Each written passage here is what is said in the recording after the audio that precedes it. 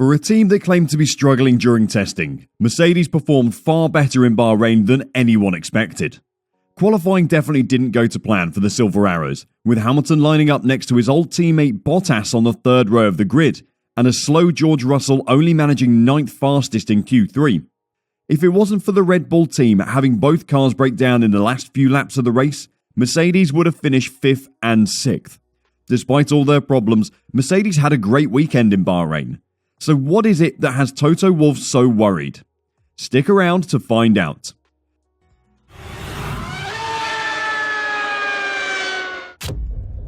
The Bahrain Grand Prix provided everything we wanted and more from the first race of the season. After qualifying, it looked like Ferrari and Red Bull had made all the right design choices, with a car on row 1 and 2 of the grid each. Mercedes, on the other hand, started in 5th and 9th. While Lewis managed to put in a good lap, he was only 0.68 seconds behind pole sitter Charles Leclerc. George Mr. Saturday Russell did a poor job of living up to the hype he had created for himself in the pre-season. Starting 5th and 9th on the grid for any other team would have been a good showing, but for Mercedes, it simply isn't good enough. Winning 8 Constructors titles in a row builds expectations for a team, and after the events of 2021, their fans are eager to see them get back to winning ways.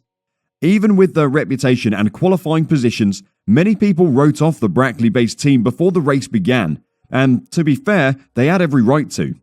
The Mercedes car was the worst offender when it came to porpoising in pre-season testing, and while the issue has been mostly solved by the rest of the grid, Mercedes has struggled with it. For Bahrain, Lewis and George were left to cope as best they could with the problem. You would have thought that a car scraping its way along the floor like that would cause reliability issues. In the end though, it was Red Bull who were left looking the fool.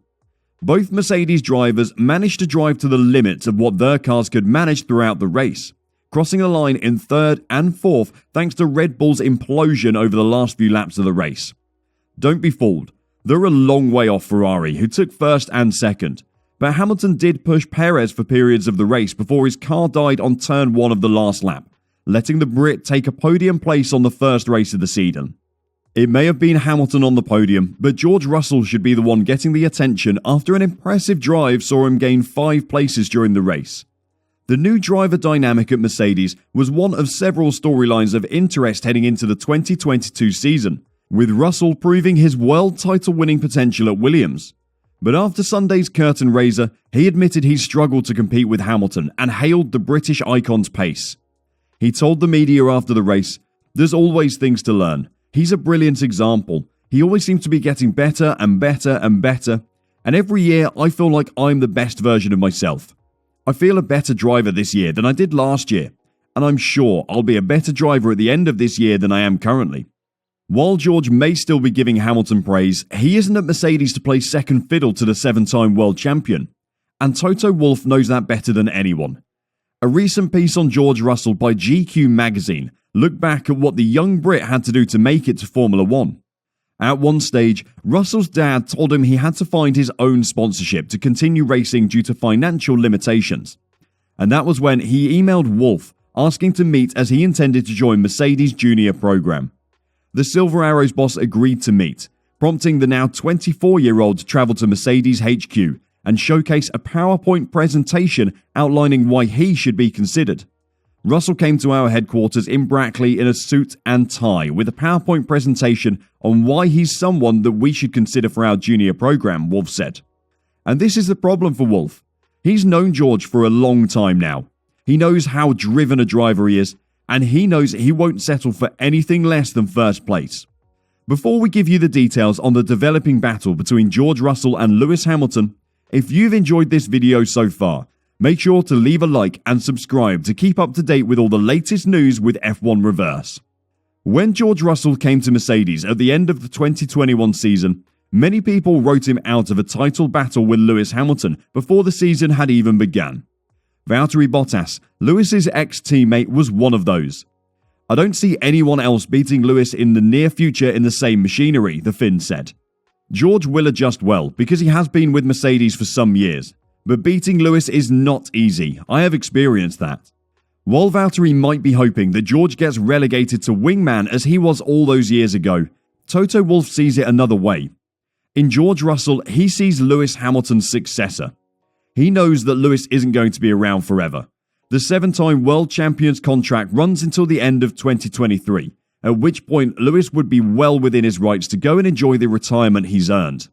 Speaking to GQ magazine recently, Toto Wolff spoke about why he sees George Russell as a competitor to Lewis Hamilton, not just a teammate.